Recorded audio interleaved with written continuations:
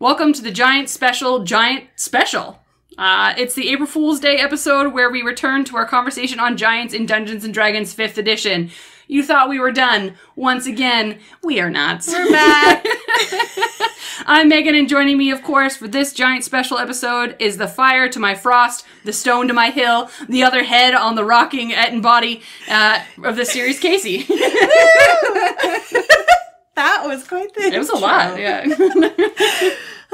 This episode is going to focus on the 2 new Giantkin entries that we got from the Dragonlance supplement on D&D Beyond, as well as the 1 single giant that got left behind in Ravnica. It's a shame that only one of you figured out which one was missing, so Diggly Blue Moonya from Reddit, this episode is dedicated to you. Before we get started, I wanted to ask a question. We've covered dozens of giants with themes from Norse mythology, Greek mythology, space giants, human-sized giants, cursed giants, blessed giants, magical giants, fae giants, 2-headed giants, and even giant space hamsters. Keeping in mind that the regular non-wine drinking podcast has also covered trolls and undead giants, in your opinion, what kind of theme are we missing of this creature type? Are we missing anything of the giant household? This is hard. I know. I guess what comes to mind is a dragon connection. We're covering that today. Mm-hmm. And maybe more giants that may not actually appear to be a giant in the natural world. Yeah. Just super tall people. Yeah, you wouldn't quite peg them as a giant if you Hidden giants. Yeah.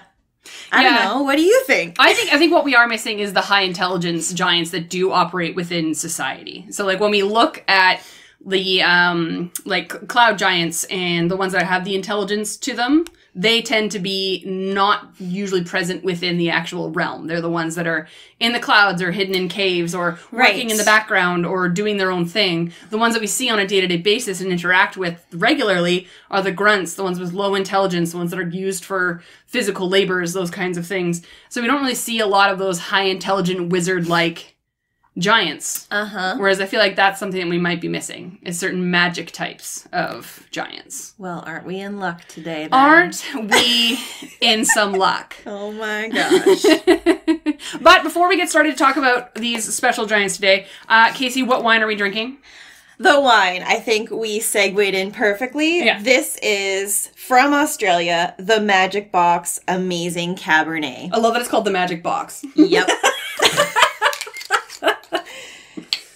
All right. Oh, I missed that sound. I know. I like how we're talking about this like we don't drink wine, not while doing episodes. No. I just cue in because I just hope it's picked up on the mic, so I think about the pour more. That's fair. Cheers. Not bad. Not bad. It's got a little tartness to it. Yep. The first tongue feel that I feel is just like a sour almost. Like a plum wine. Yep. There's a hint of sweet and then sour. Yeah. I like that. That's good. Oh, yeah. How expensive was that bottle of wine? It was $10. I'm like, fuck yes. It was, I believe, 13 or 14. So, yeah, decent. So 2 cents in American. You're welcome. All right, Casey, kick us off. All right, our first major topic is Irda. Nailed it. Tell me more about Irda. Irda. Okay, we are digging into the Monstrous Compendium Volume 2 Dragonlance creatures. Irda were created by the Dragon Queen Takesis. Takesis? Yes, that's what we're going with today. Amazing. And this is on the planet Kryn, for anybody who follows continents and planets in this realm. Good to know.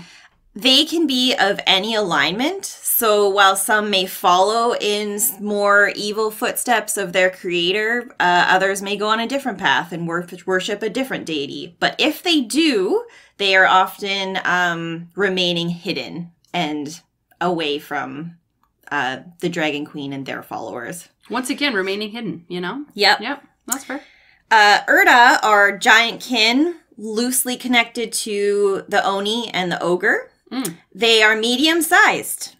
They have skin tones ranging from like a rich dark blue to a more ocean-like green, and can have what looks like etchings through their skin and tend to have a silvery sheen to their skin as well. I love that you just avoided the word turquoise. Yes. Like, they might just be turquoise. They might be. Yeah. Just a glimmer. You never know. Just a lovely glimmer. That's more or less the extent of the descriptor and basically lore from 5e. There is a bit more in other areas where you can find lore outside of the 5th edition. One interesting story that I hope will entertain you, I will dive into now, is tying Irda much, much closer to ogres.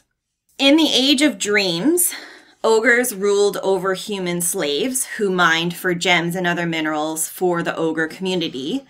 For those who follow timelines, this is in 6320 PC.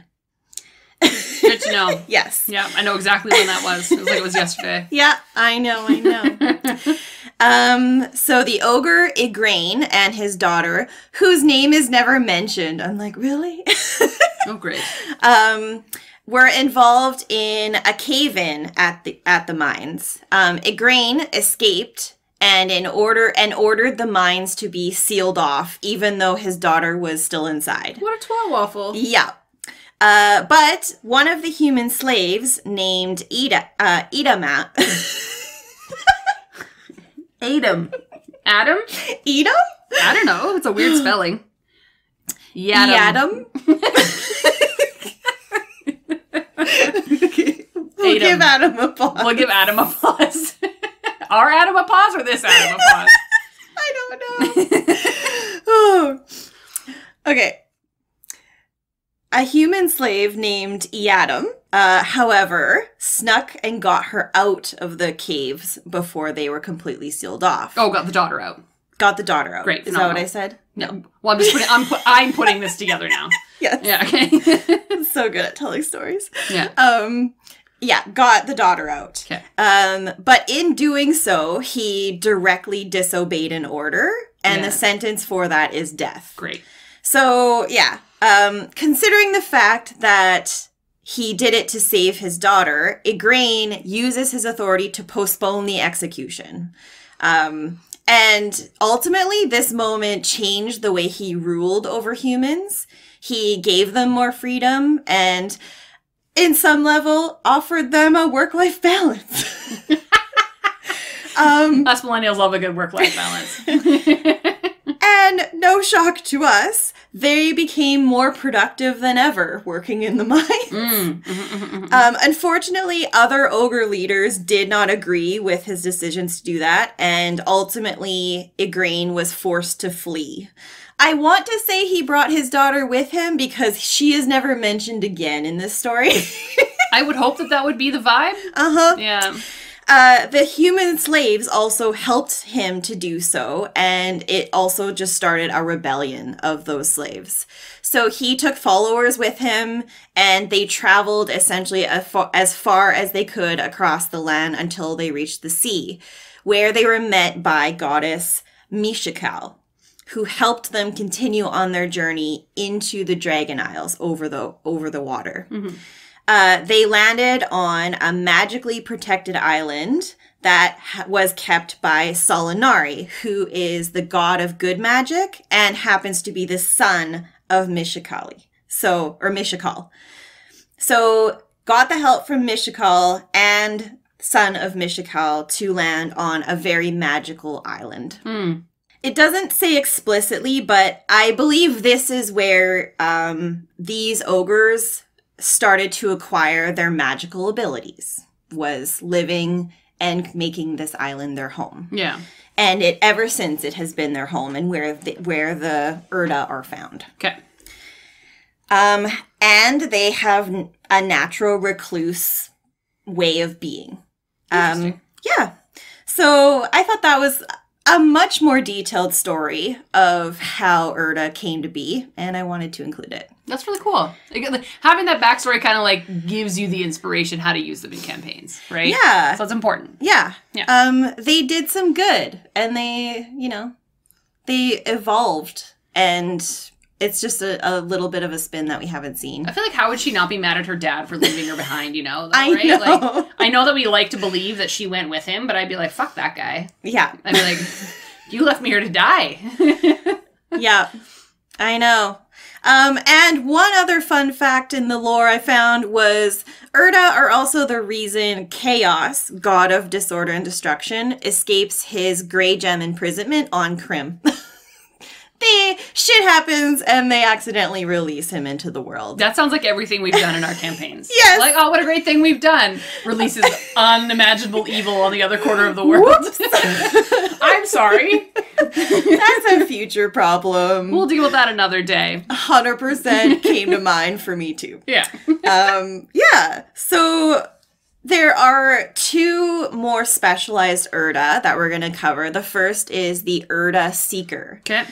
So Irda Seekers are essentially like sneaky rogue spies. They use disguises and are very skilled in insight, perception, and stealth. They eavesdrop and find information for allies, and they use a lot of evasion type abilities to not really go into combat. Okay. So to avoid getting hit and peace out quickly, those kinds of things. Okay.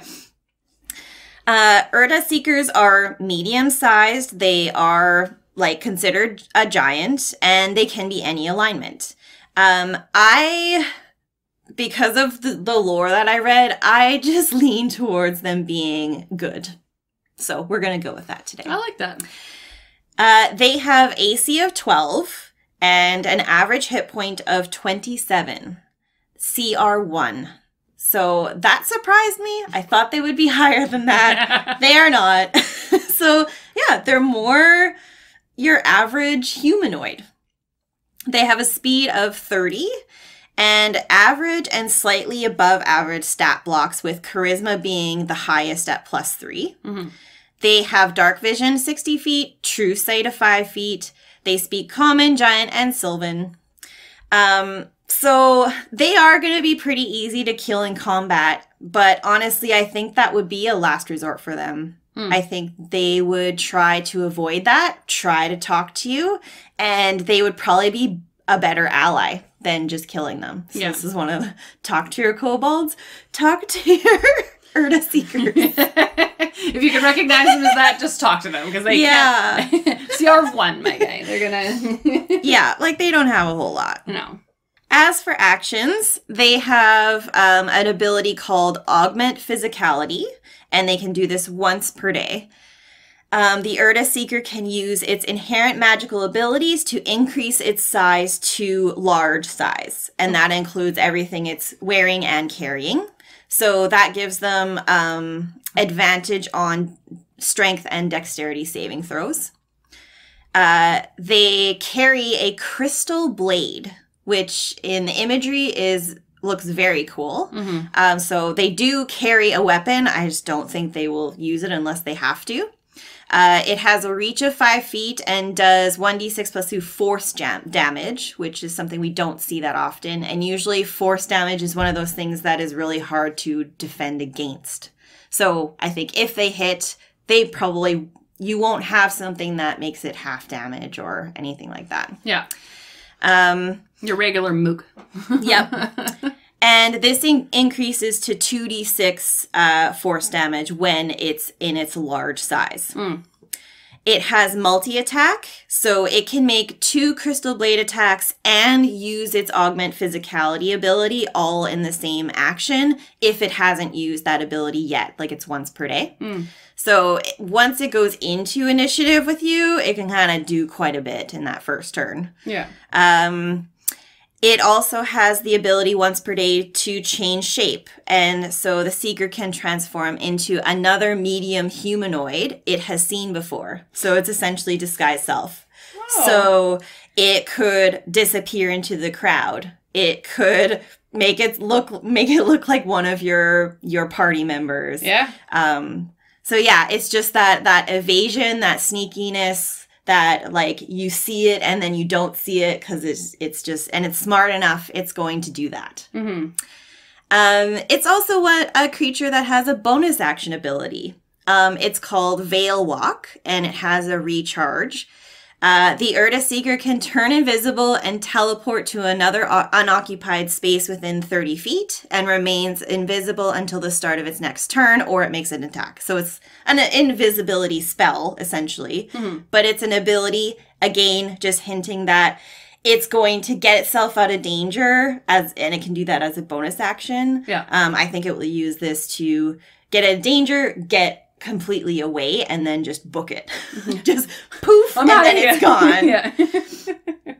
Yeah, so that's the Irda Seeker. You may never actually see one of these in real life because that's what they really want. They just want to be sneaky. Again, hidden. Yep. These ones with such intelligence and like amazingness, they always want to be so hidden. Yep. And they have strategy and they have magical abilities that can help them do that. Yeah. So that's really cool. Yeah, I thought so. You have another one with the Keeper, though, to talk about, right? Yes. So the Irda Veil Keeper is also heavy illusionary magic. So they use this magic to protect themselves and even protect their communities. So creating a veil of protection, illusion, to make whole communities undetectable. Hidden. Hidden. And they also look like spellcasters, like the imagery of long flowing robes. And I imagine there's always a rustling in their robes, like a breeze from nowhere. They just look very magical and are quite beautiful. And they do not carry weapons. They are medium in size, and again, any alignment. And it also states sorcerer in their description. So that will also give you a direction on how to roleplay. Yeah. The Irda Veil Keeper. We've done many episodes on how to play a sorcerer, so I feel like if you want to know those, just go back and look at our sorcerer episodes. Excellent. So these ones have an AC of 13 and an average hit points of 49. So they're nearly double the Irda Seeker. They have a speed of 30 feet and are CR 4. Okay. So markedly harder, I would say, than the other Irda Seeker, and would be harder to kill. But they just seem really nice.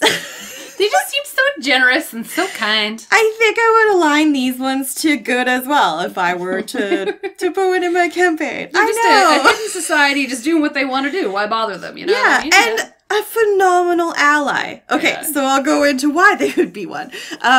So their strength, in terms of stats, their strength is below average, just a little bit at -1, but everything else is above average, and wisdom is at +3, and charisma is at +4. Yeah. They are very skilled in arcana, insight, and perception. They have conditional immunities from being charmed and frightened. They have dark vision 60 feet, true sight of 5 feet, and notably high passive perception of 17. They also speak Common, Giant, and Sylvan. So the Irda Veil Keeper has very similar abilities to the Seeker. They have the augment physicality and change shape as abilities. And they have one melee or ranged spell attack, and it's called Mirage Flare. It's pretty neat. It's +6 to hit and 5-foot reach or 60-foot range and one target. But on a hit, the target takes 2d6 + 4 radiant damage and must make a DC 14 wisdom saving throw or be charmed until the start of the Veil Keeper's next turn. And while charmed, just so everyone knows, the creature is incapacitated when its mind is filled with captivating visions that the Veil Seeker has put in them. So the Veil Seeker just basically deems them no longer a threat. Nice. But I don't think would kill them. Would just be like, you're done. Stop there. You just stay there while they deal with whatever else. Done. Yeah. Fair enough. It also has multi-attack, where it can make 2 Mirage Flare attacks and use its Augment Physicality if it hasn't used it already that day. So that's very similar to the... Did I just call it a Veil Seeker? Yeah, I did. I mixed I blurred those together. Yeah. It's fine. Irda. Irda. So to really hone in on this sorcerer aspect, though, this is where there's a bigger difference between the Veil Keeper versus the Seeker. It does have more spellcasting abilities, using Charisma as its spellcasting ability. At will, it can cast Dancing Lights and Minor Illusion. Once per day, it can do each Invisibility, Major Image, and Phantasmal Force, and once per day, Hallucinatory Terrain. So what's interesting is, aside from Phantasmal Force, all of these are not attacking type spells. They are like just illusionary, like deceit, evasion. Again, it's just speaking to them. They are not going to run into battle. If they can avoid it, they will. Yeah, they're built for survival. Yeah. Yeah. And these guys also have a reaction ability called Obscuring Mist. So if there is a creature within 30 feet of the Veil Keeper, and it's targeted by an attack, the Veil Keeper can create an illusionary mist around that creature, giving it half cover until the start of the Keeper's next turn. So again, it's helping its allies. It's it's boosting their protection so that they may survive. Their ability to also hide. And yeah. And so that's the Veil Keeper. Also very interesting. All right, well then out of those two, so now we've got the Seeker and we have the Keeper. Yeah. Which one do you feel you would want to roleplay or have within your campaign? I would still stick with the Irda Seeker, I think. Yeah? Yeah. I think they could be a really useful ally in a party.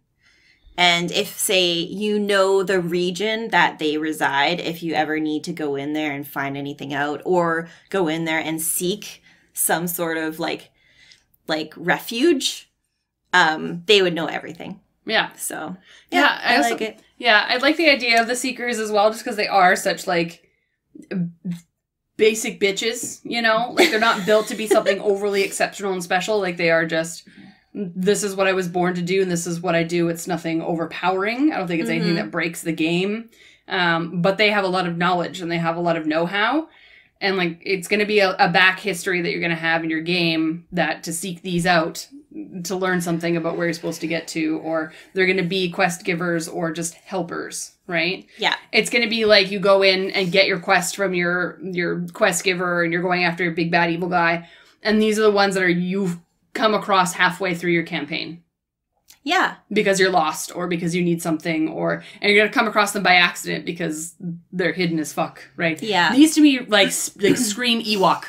You know? From, like, Star Wars, where they're, like, hidden in the forest and you don't know where they are, and then all of a sudden you get to go to, like, their secret village or whatever and become friends with them and that kind of stuff. That's what it, like, screams to me. It's just, like, secrecy of the Ewoks. Yeah. And they will see you for so much longer before you even know they're there. 100%. And, like, if you touch a plant wrong in their area, they're gonna be like, no, that's sacred. Don't eat that. Put it down. Put it down. But, like, I also like the Veil, like, Keeper, because, again, like, their ability to utilize magic and be those sorcerers is also really cool. Yeah. Right? And, like, if you were to almost PC one of these or NPC one of these within your campaign, they are going to be, like, your main support buff character. Right? For sure. Yeah. Yeah. And you could also play, especially the Veil Keeper, maybe a little more playful. I like the Ewok thing, where like you might be getting close to where they have hidden a community, and they're like standing behind the veil going, shit, shit, they're getting closer, they're getting closer. Yeah. And then, like, they try and, like, get you off track. They, like, throw other illusions out. So you're, like, walking along a path and you see something that's like, wait, is that, like, smoke from a fire? And then you look away and look back and it's just, like, a cloud has appeared there. It's like, no, it isn't. Never mind. Oh my god. Yeah. No, they also scream like Fae to me. You know? Yeah. Because I feel like to be protective of themselves and their community, they're going to be a little bit more deceptive. So even though they're happy-go-lucky little Ewoks, they're going to be like trickstery almost, I think right? so, yeah. They'll set traps within their area or whatever to be able to like make sure that they keep themselves safe. Like, and it'll be stupid things like little noisemakers when you cross a certain threshold. Exactly. It's not going to be like horror or devastating. It's going to be just a deterrent. Like that is a slight annoyance. Because they just want to, because they don't want to hurt you. They're not out. They're not, in my mind, I read them the same way you do, where they're more on the good side, where they're not malicious. They just exist, and they just want to exist as they exist, and they just don't want to be bothered, right? Yeah. Also, Fern Gully vibes, now that I have that in my head, too. I don't know if you ever saw Fern Gully when you were a kid. Yeah. I think we've talked about Fern Gully in our podcast at some point, but... Yeah, it has come to mind recently, actually, for other podcasts we're doing. I don't know what you're talking about. What a strange concept.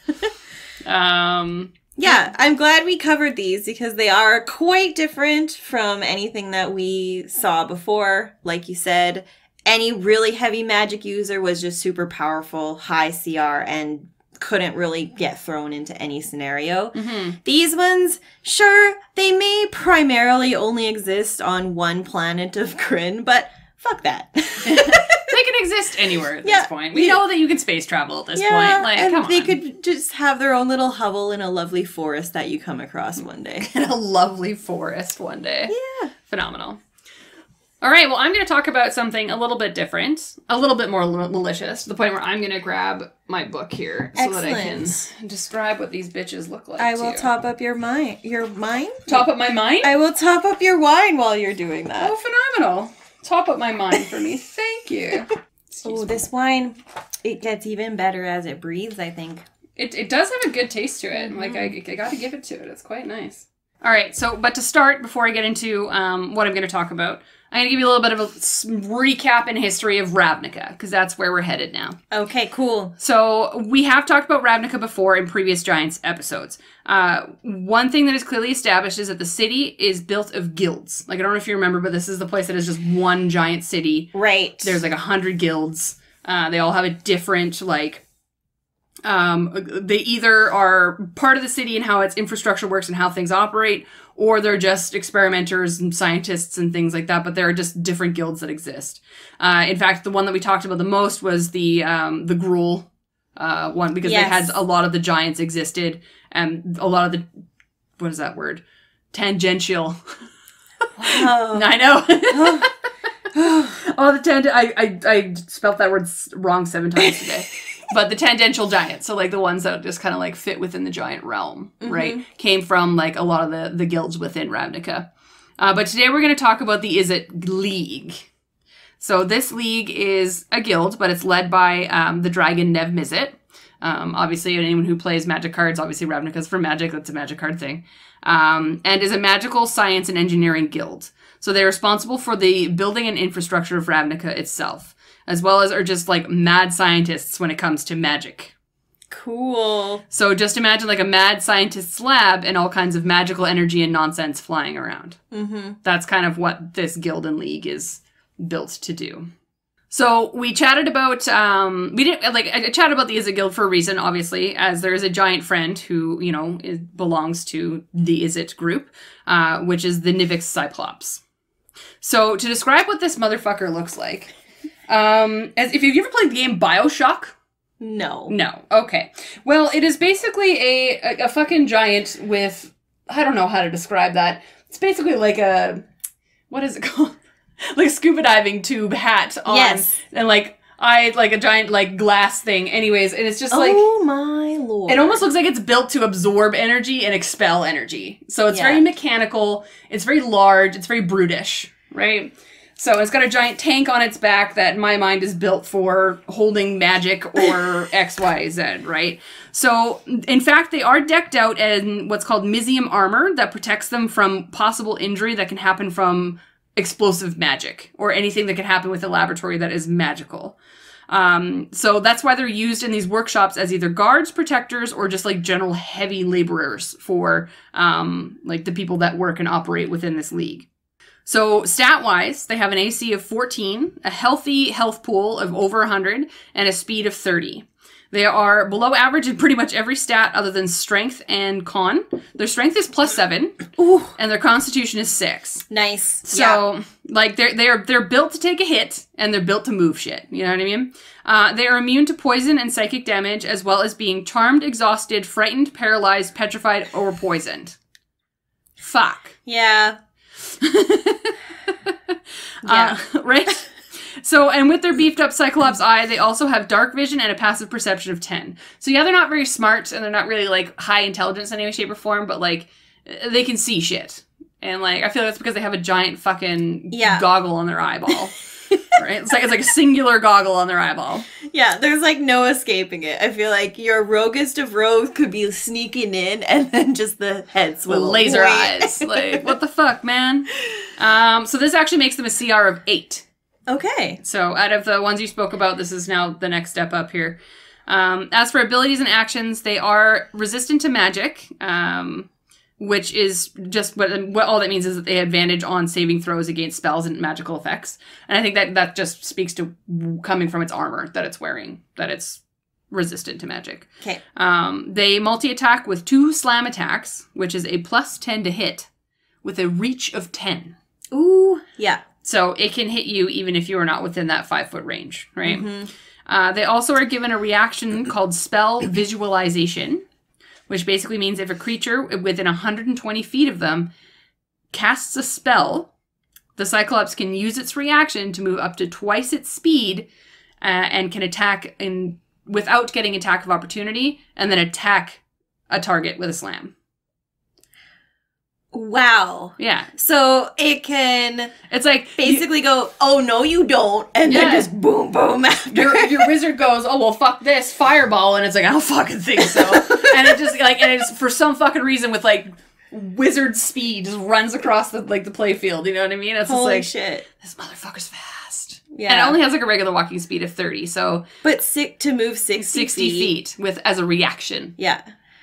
To a spell being cast. That's cool. Because a wizard or any other type of spellcaster would be, you know, a safe, like, 40 or 50 feet. Be like, I'm out of range. I'm all good over here. No, you're not. You're absolutely not fucking using That's cool.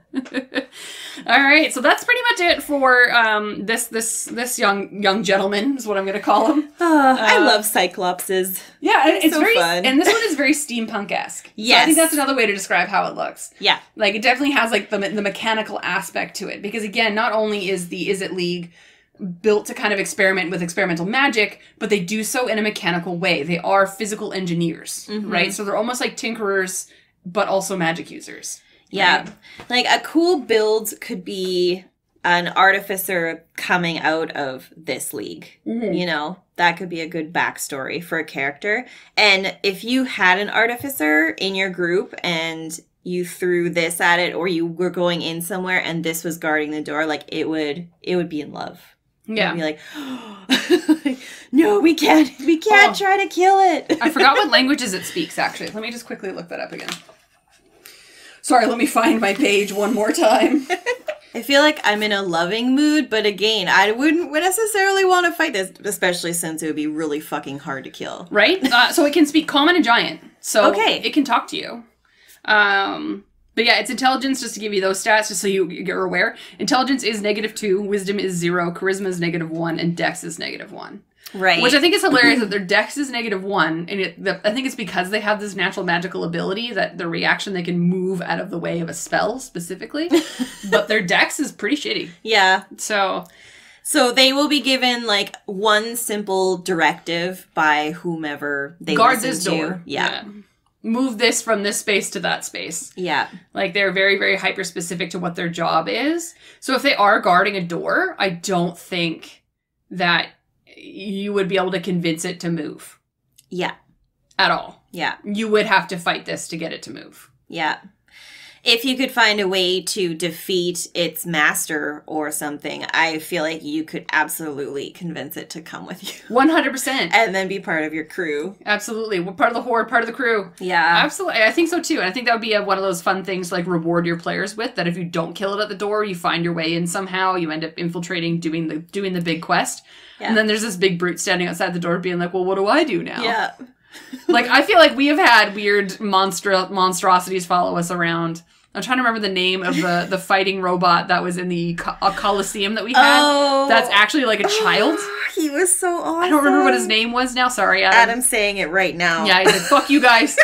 But that was really cute. But like, that was the thing. Is like, he looked big, scary, and blah, blah, blah, blah. But he's just following rules and doing what he's told. Yeah. Right? And I feel like that's the vibe I get from these ones. Is that like, they very much are just doing what they're told. They are physical laborers. They're moving shit around. Like, they're not overly exciting, right? Yeah. But at the same time, again, that reaction is going to be such a big surprise to your party. Yeah. Like, absolutely, if you have any sort of tinkerer, creator, artificer in your group, this would be a really fun thing to highlight, kind of just that connection. Yeah. And like, hey, look at this.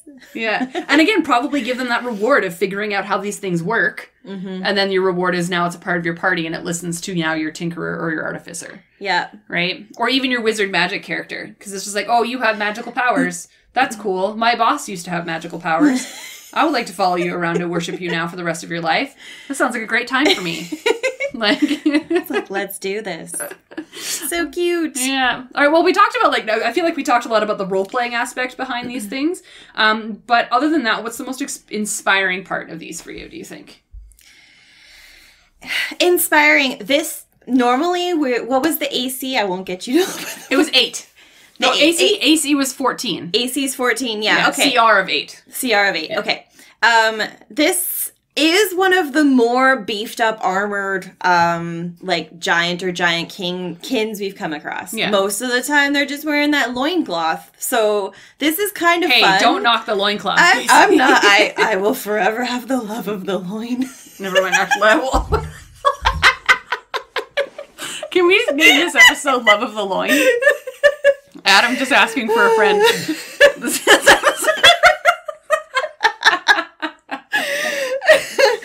But I think that is a cool spin, and players may not realize it's a Cyclops in there initially. Yeah. It might just think it's a giant robot. Yeah. Just a bionic creature. And then, no, there's a Cyclops in there. Yeah. Yeah, I think that's really cool. Yeah. And absolutely using that reaction. Yeah, especially if you have a large magical party that's very proud of their stupid magic. But then you have that one barbarian that gets up super close, starts to fight you, and then your fucking wizard's like, okay, well, that's okay, I'll laser you to death. And then you're like, well, no, I move 60 feet and I punch I punch the wizard in the face. Yeah.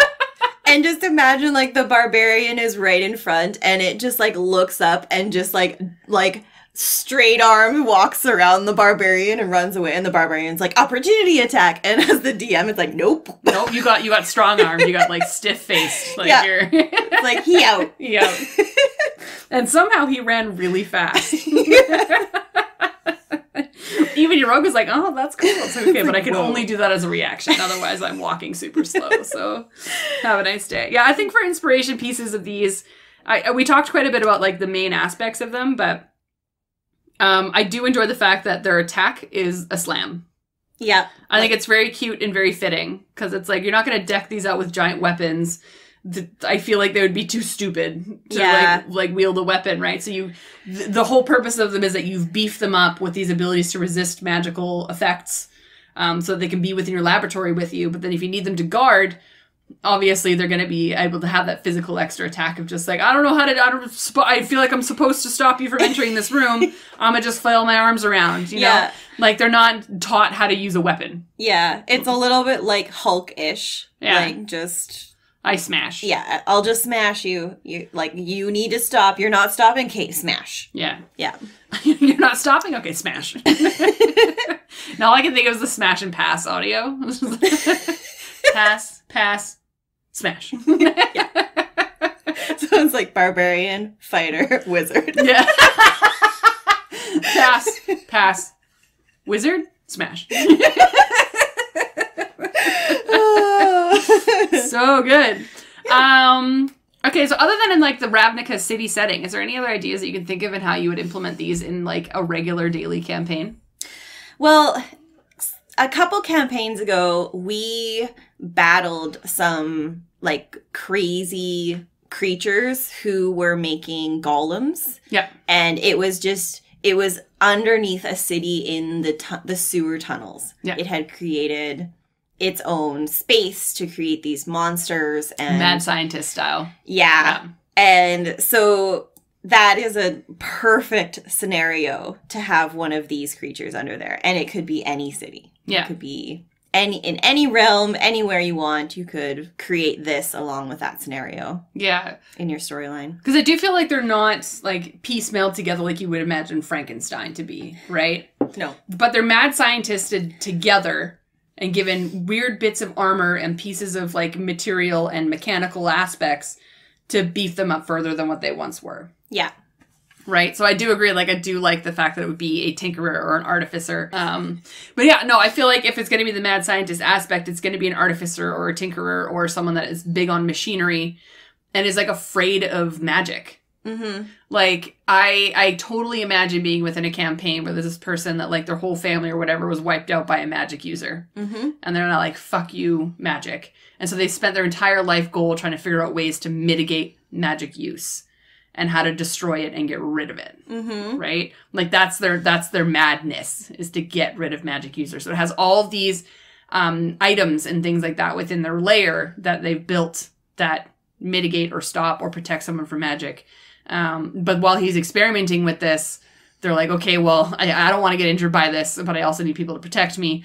Builds this kind of armor to protect the people that are helping him within his laboratory. Yep. Wears it himself, right? And then if your group and your adventuring group comes in and ends up destroying him, you now have a laboratory full of objects and items that can mitigate and stop magic use. Awesome. Right? So if you explore this area, you'll see traps that remove magic. You'll see, probably traps that use magic that's been harnessed in a certain way, like shape, absorb magic. Yeah, mm-hmm. Right? Like small things like that. And then when you've done and you finish the big bad, your group is now an extra level higher and now has new ways of stopping magic. Mm-hmm. So if your big bad evil guy is a lich or someone who has a lot of big, large spells, you might now have given your team the ability to negate and move away from magic. Also, you might inherit a Nivix Cyclops. Yeah, that's amazing. And that's a whole really cool side quest that just helps the end game. Yeah. Also, if you end up killing this thing, then I could see your barbarian taking the armor. Absolutely. 100%. Yeah. Hopping right in there. Modding it so you can I'm just going to scooch in here. I'm just going to scooch into this nice little piece of armor. I'm just going to make a home here for myself. It's going to be a great time. Don't need any of you to be involved. That's okay. Fun. Yeah. All right. Any final thoughts on these guys? Like, not only these guys, but like thinking back to like our Irda. Our Irda. Which one feels more inspiring to you? Do you like the Irda, or are you interested in the Ravnica? Like, is it nonsense? Well, I am just starting to play a artificer, so I'm like, ooh, this is so fun. I was waiting for you to say, I'm just starting to play magic cards. And I was gonna be like, okay, well, you can get out. Yeah. Well, I am kind of doing that too on the side, but I digress. Fuck that, Casey. We are no longer friends. You're no longer my sidekick. No. So they're very different. Yes. This Cyclops and then the Irda have very different like abilities and ways you will put them into your game. Mm-hmm. There is no way that the Nivix is going to be discreet or hidden. No. It is just there. Yeah. I love them both though. Like, if I'm doing some sort of mad scientist, creepy, even just like you have to go and find this wild, like, you could even tie it to something like a lich, someone that maybe was super intelligent and artificery tinkerer who just got massively corrupted. Yeah. They would love this type of stuff. Yeah. So that could be cool. And I just, the Irda are just really sweet and cute. I think they could be dropped in anywhere and be that pleasant encounter. So, yeah. I want to blend them together. Like always in my life, do I want to like make the weirdest things work together?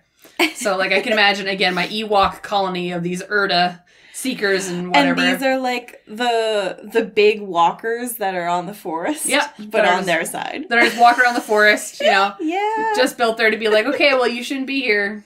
So if you don't turn around now, I'm gonna call the big bad guy. And then the big bad guy is just this tiny little Irda. And I like how we call them tiny, but they're technically giants. Yes. But they are medium-sized. Yeah, I feel like they would be tiny in comparison to the Nivix? Yeah, the Nivix. Definitely. Oh, man. That'd be so fucking adorable. Yeah, we just created a whole, like, either, like, mini campaign for somebody using just these. Yeah.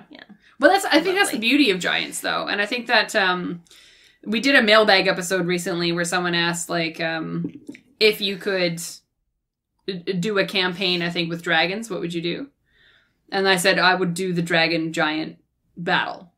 Mm-hmm. Like the war between the dragons and the giants, right? Oh my god. Because that just fucking speaks to me, one, because of everything I know about giants now in my lifetime, but also a love for dragons and what have you. Yeah. And so, but now I'm kind of like, okay, well, I like the idea of all these smaller giant colonies that are all around, and how would they legitimately interact within your campaigns if they were to see and find each other? Because I said a lot of the intelligent ones hide. Mm-hmm. And then there's that wonderance of like, okay, well, why do they hide? Why are the intelligent ones not wanting to be parts of society?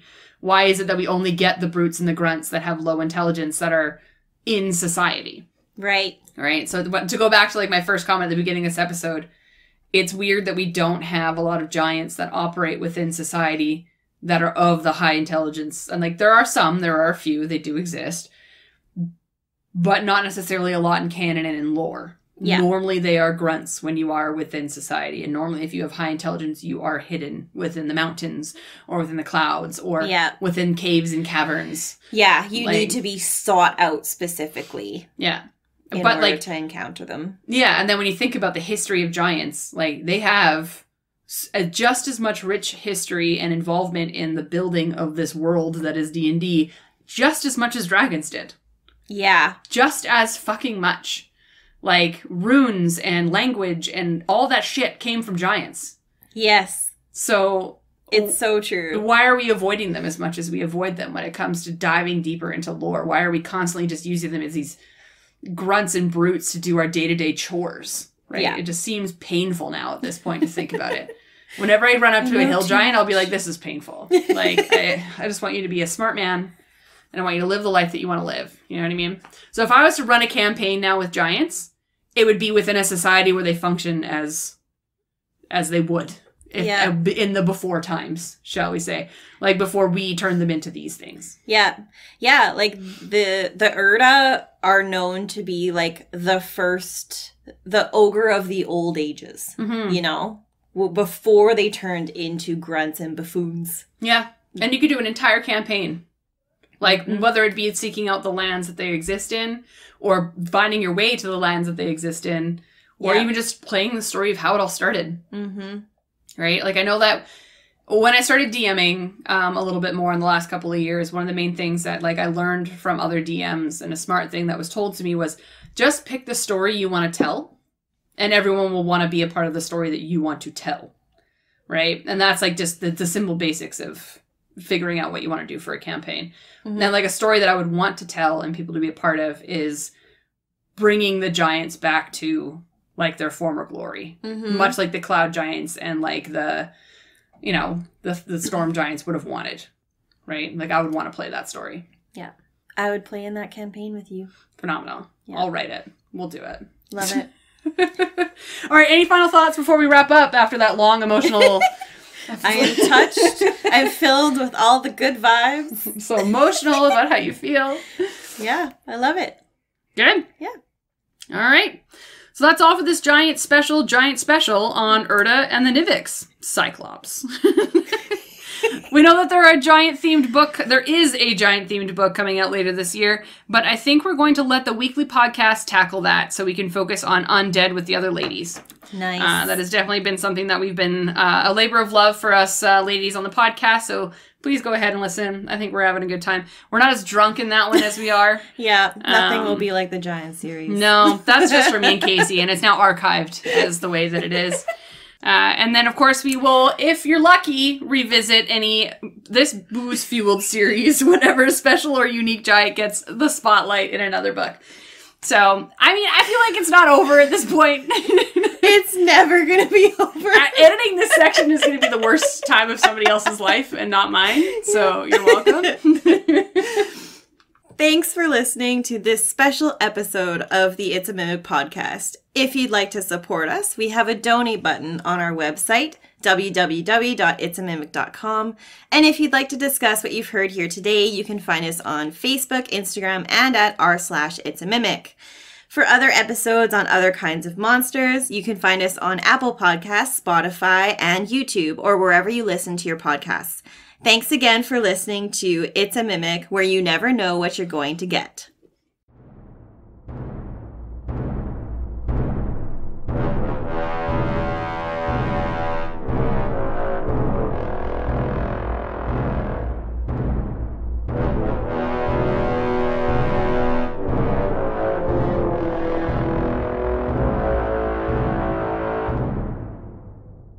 Can I hit record? All right. I haven't had anything to drink yet today, so this is going to be weird. Whew. It's a good thing that we are drinking, though. Yeah, that's probably for the best. It's been a while. I know. I feel out of practice on giants. I know. I forgot everything that I ever knew about giants. It's already gone out of my brain. I brag that I'm the giant queen at this point. I'm like, I don't remember anything that we talked about. It was months ago. And there's so much. Yeah. But yes, so,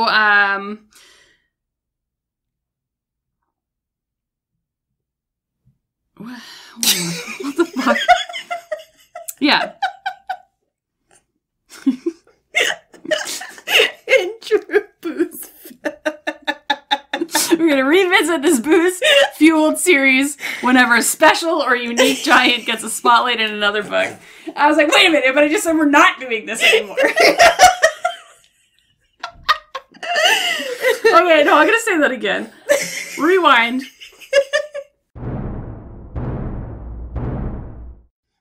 Great. I had like a quarter of a bottle of wine. What a fucking shit show.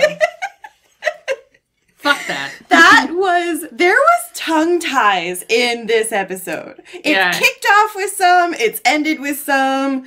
I mean, Irda. Words are hard. Diggly blue Munya.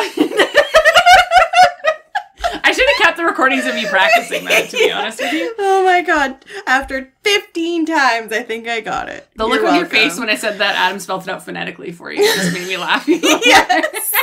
He knew, and I still struggled. This bitch is gonna get this wrong. He is rubbing his eyes. He's put his glasses on his head and rubbing his eyes right now. Oh, 100%. There's a big sigh that I can hear from the fucking space. Yeah. Alright, well, we'll shut this down. Yeah. Success! We did it! Okay, bye.